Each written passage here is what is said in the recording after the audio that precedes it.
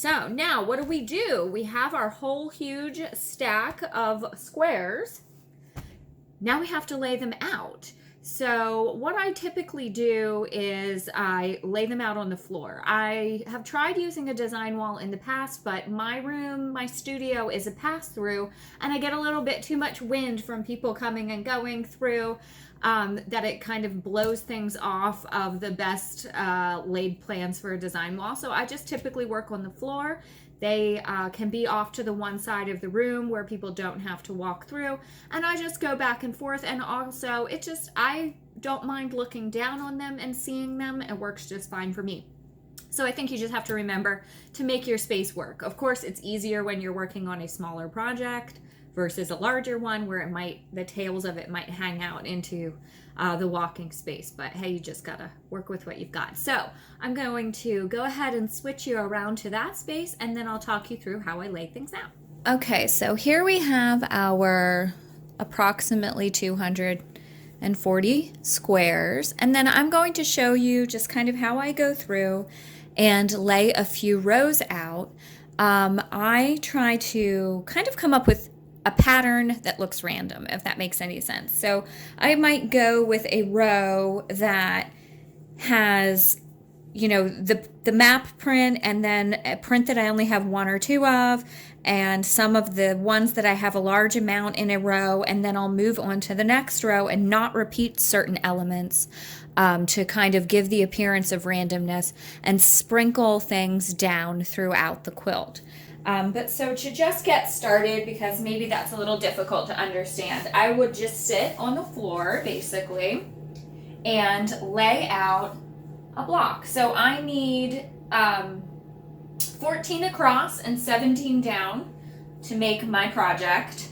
And then I would just look through my blocks and mix up all of the prints. So I will take some that are basic, some that are my basic prints, some that are my supporting cast prints, and I will just flip down through the pile and try to get a good assortment of everything I have to work with. So I might start with one block in the center and then work out from it, kind of balancing the light and the dark as well as the colors. Like I would try to not put a bunch of the parchment colors next to each other. I probably wouldn't want to put text next to each other, and then the map, which is also very text heavy. So I might bring that one down to the other side. And then I would look for a different print that's completely something other than what I already have out. So maybe I'll go with the geometric print there. And I didn't work in anything in the dark range, so I might want to go ahead and add in my plus fabric and so on. And then I would just fill out as many as I needed, and then I work out from that. So you can either start in the center and work both directions, or I'll typically start at the top and work my way down. But either way is perfectly fine. So what you want to look for is now in this row, I don't have anything that's parchment colored, so maybe I want to stick that one, but I actually don't like that there. I might want to stick that one down here so it's not touching, again, any of the other text heavy prints.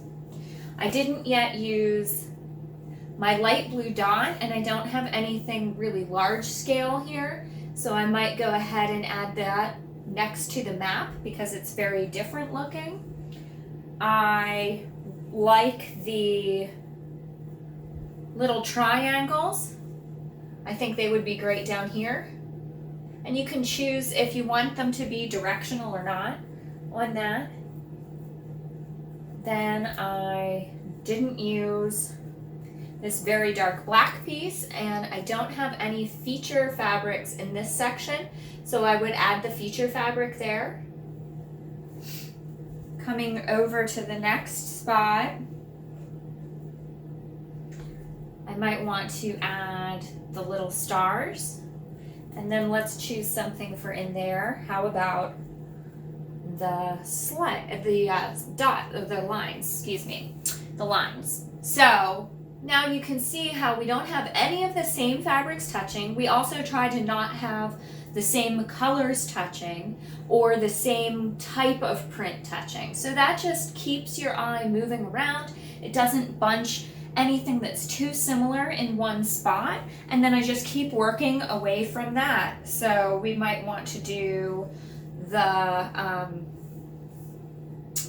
kind of planet look, and I don't really have anything down here that's a feature fabric yet. I mean, I guess the parchment one is, but I don't actually like that. It's really dark next to each other. I might try to avoid that, so I will move that one over here.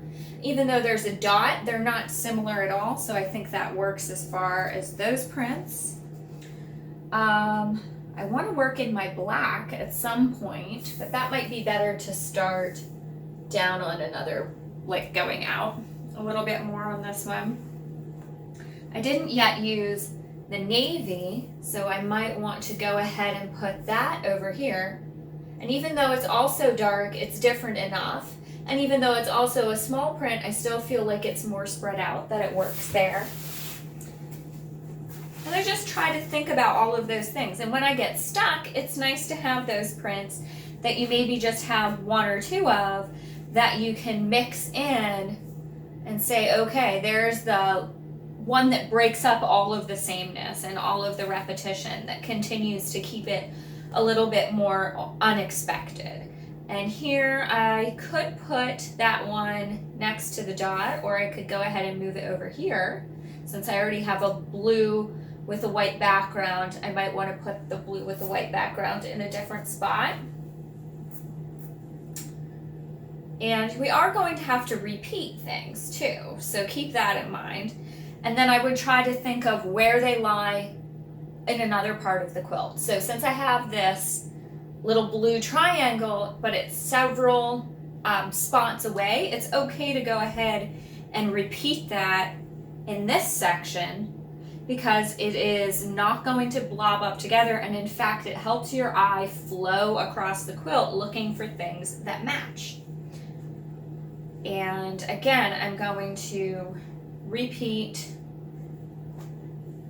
the figure bit there. And I might, if I know I only have 9 of something, I might want to try to figure out, since I'm going to go 17 down, I obviously need to skip every other row in using some of my fat quarter pieces, okay? So, because I'll only have 9 of them. And then I will eventually, I'll be able to go two rows where I have it, and then every other row, so that I'm spacing them out along the length of the quilt. So you don't get down to the bottom of the quilt and then only have the fabrics that you have like a whole yard of, or, you know, so it's not all just these background fabrics. We want to maintain the feature fabric the whole way through the quilt. So you have to think about how many you have of each thing and how you're going to space them out.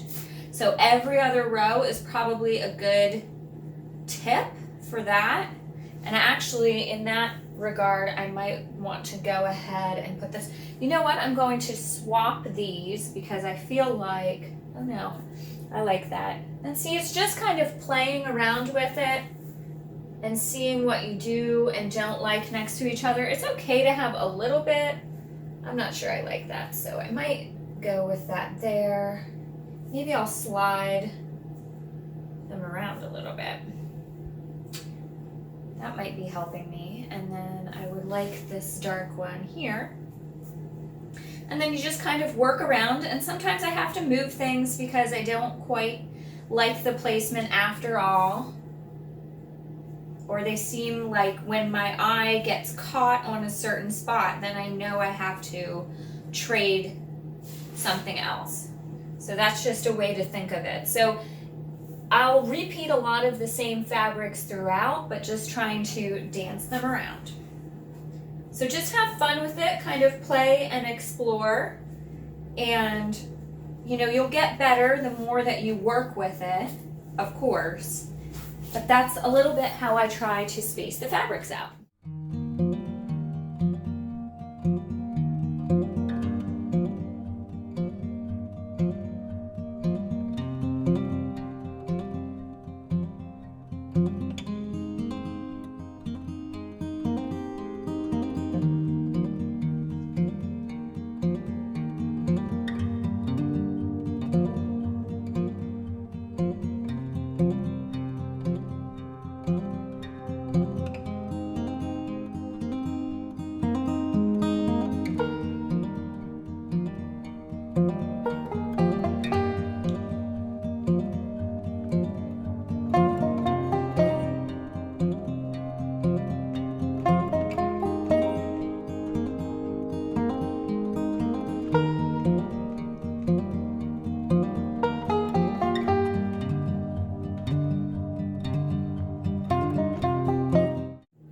Okay, sometimes I'll get here and I'll realize I'm kind of getting really stuck with my placement. So sometimes, like, I just went to my bin of the 5.5-inch squares and pulled out a couple of other like one-offs to be able to pop in here, just because I felt like doing 14 across and 17 down, it's a very repetitious, and maybe that's why I like the baby size, because just doing 8 across and 11 down, it doesn't feel like you're repeating as often. So that would be my suggestion, and my tip is maybe if you feel like you're getting stuck, introduce some other neutral fabrics, or you could even introduce some solids and give yourself more options so that you can continue to play. And otherwise, I think it's just about finding a great balance between the spacing of all the colors and the spacing of all the prints. And so just kind of remember the top 3 principles is don't have the same fabrics touching if you can help it. Maybe corner to corner is okay, but I wouldn't go top to bottom or side to side. I also alternate rows generally when I can of using a fabric, except maybe like one that I have a lot of squares of, and that's going to be like one of my base fabrics that I'm going to repeat in every row, and then the more feature fabrics that maybe I have less of, I'm just going to alternate rows to work them the whole way up and down the quilt. And also space them out across the quilt too. So if you have the geography or the geometry print here, you want it over here. In the next row that you use it, you may want it down there. Or sometimes I do a cascading effect where I take a print kind of from one corner to the other and kind of bounce back and forth until I go through the whole diagonal. So I'll start in like the upper right corner, and then the next time I use it, I will put it down here. And then the next time I use it, I might put it in the next spot down and over, and so on and so forth until I go diagonally kind of in a sprinkle fashion down the quilt. I might take another opposing fabric and work that the same way in the opposite direction. So like maybe a light feature fabric goes cascading one direction and a dark feature fabric goes cascading in the other direction. And then you sprinkle a lot more of your basics in that way.